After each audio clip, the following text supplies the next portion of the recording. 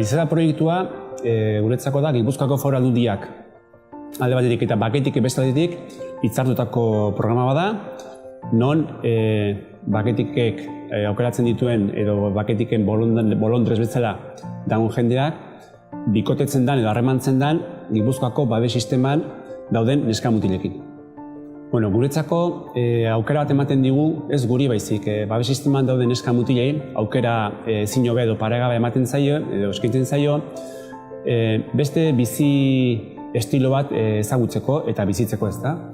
Babes sisteman zoritxarrez ez dauzkagu gurasoak, baizik talde bat da eta hezitzailea daude. Eta falta motatzen duten bizi giroa edo bizipena dira familia batekoak. Orduan, programa honek hori eskaintzen die neskamutilei.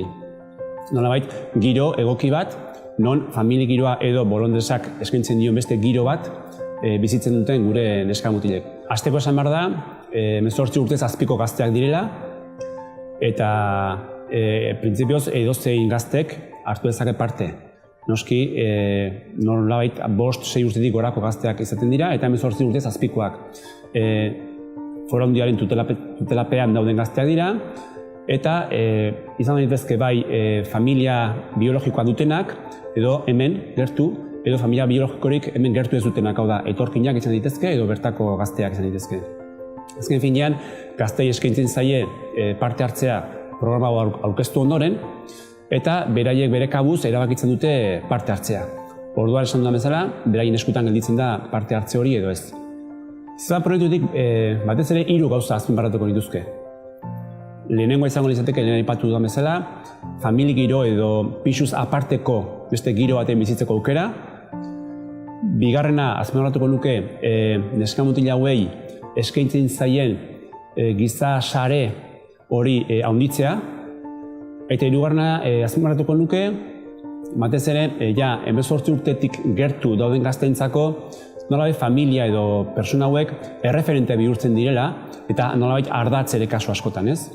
18 urte betetzean heldu izatea pasatzen direnean, guk babes sistema bezala desagertu egiten gara eta norbait, hau da, Baketikeko edo Izeba programako pertsona hauek ardatz bihurtzen dira bide hori egiterako garaian.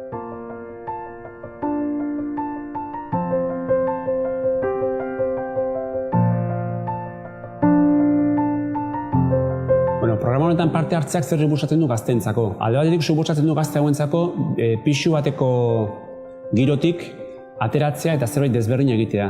Zoritxarrez, momentu honetan, beraien familietan bizitzeko aukerarik ez duten gazteak dira, orduan giro hori bizitzeko aukera bada. Eta askotan baita ere nolabait esku hartze edo esku hartze baino gehiago atentzio individualizatu bat eta gertuko bat izatea, ezta? Bolondrez hori edo familia hori berarentzako dago, eta aldi beran bera, familia horretan edo persona horretan bizitan txertatzen da pixka bat, ez? Giro desberdinak ezagutzen ditu, gehienetan edo askotan ekintzak ere desberdinak egiten ditu, eta ez da talde giroa baizik, berriro aipatzen dut familia giro batetik egiten da, ezta? Ez dira bere aita eta ama, osaba izela dira, baina horrek badu beste kutsu bat, ezta? Maite kiroago edo maitakorragoa dira eta atentzio gehiago edo desberdina, ez? Eskaintzen zaie giro horretan, edo harreman horretan. Aipatzakoa da baita ere, figura hauek, osabizela hauek, ze garrantzia hartzen duten, batez ere gazte hauek 18 urte betetzerako garaian. Oso momentu kritiko izaten da, neskamutilak urduritasuna nabari izaten dute, ez baitakite ziur askok eta askok zer egingo duten 18 urte betetzean, hau da, babes sistematik ateratzakoan. Diputazioa desagertu egiten da, eta urrats hori ematerako garaian, osabizebak hartzen dute paper garrantzitsu hori. Beraiek dira ardatz eta figura laguntzaileak urrats hori ematerako garaian. Eta horrek, gazte askorengan lasaitasuna izatera edo bultzatzen ditu. Erreferente oso positiboa direlako eta gertu daudelako pauso hori ematerako garaian. Hortik aurrera ere, beraiekin harremana mantentzen dute eta naturaltasun handiagoz egiten da aldaketa hori.